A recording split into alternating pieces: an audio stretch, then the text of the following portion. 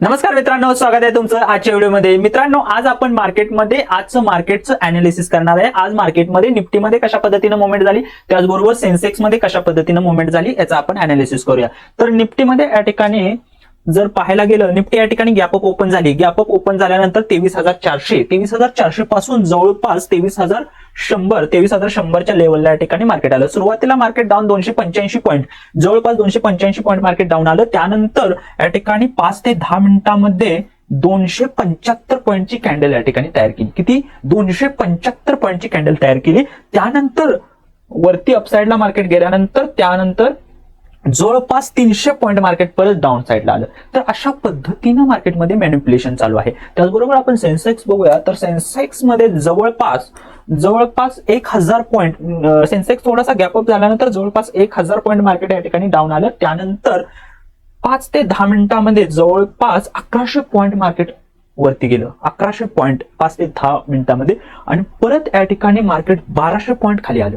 आणि टोटल जर पाहायला गेलं, हे अप अँड डाऊन 5000 पॉईंट, 5200 पॉईंटच्या या ठिकाणी टोटल या ठिकाणी सेन्सेक्स मध्ये मुवमेंट झालेलं आहे। त्याचबरोबर मार्केटमध्ये अनेक न्यूज आहेत, त्यामध्ये जो काही आहे म्हणजे डोनाल्ड ट्रम्पने काही डिसिजन घेतलेले आहेत, त्याचा पण इम्पॅक्ट मार्केटवरती झालेला आहे। तर युएसचा या ठिकाणी करन्सी आहे, युएसची करन्सी डॉलर आहे।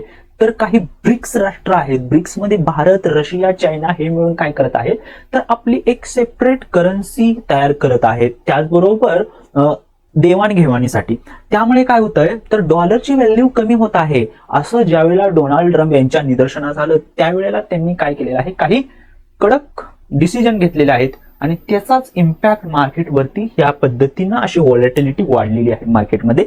इंडिया विक्स काल 4% या ठिकाणी होता, काल इंडिया विक्स 4% प्लस होता, आज पण 4% प्लस होता। म्हणजेच या ठिकाणी जवळपास 11-12 वरती इंडिया विक्स असतो, तो आता 17-18 वरती आलेला आहे। तर याच्यामुळे या ठिकाणी मार्केटमध्ये सुद्धा मुवमेंट तुम्हाला पाहायला मिळते।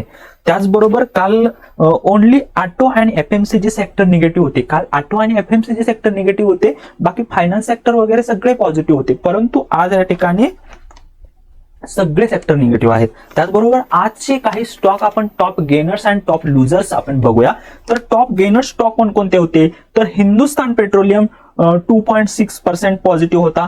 त्याचबरोबर अपोलो हॉस्पिटल 2% पॉझिटिव्ह होता, जेके सिमेंट 1.6 पॉझिटिव्ह होता। त्याचबरोबर पुनावाला फिनकॉम 1.6% पॉझिटिव्ह होता। त्यानंतर आपण टॉप लुजर्स पाहूया। टॉप लुजर्स मध्ये डिक्सॉन हा 13.75% या ठिकाणी निगेटिव्ह होता। त्याचबरोबर झोमॅटो 10.50% निगेटिव्ह होता। MCX 8.60% negative. कल्याण ज्वेलर्स या ठिकाणी 8% निगेटिव्ह होता। तर अशा काही स्टॉक मध्ये या ठिकाणी स्टॉकच्या आपण न्यूज पाहिला। तर या ठिकाणी अशाच पद्धतीच्या मार्केट अनालिसिस साठी आता चॅनलला सबस्क्राईब करा, शेअर करा तुमच्या मित्रांना। थँक्यू।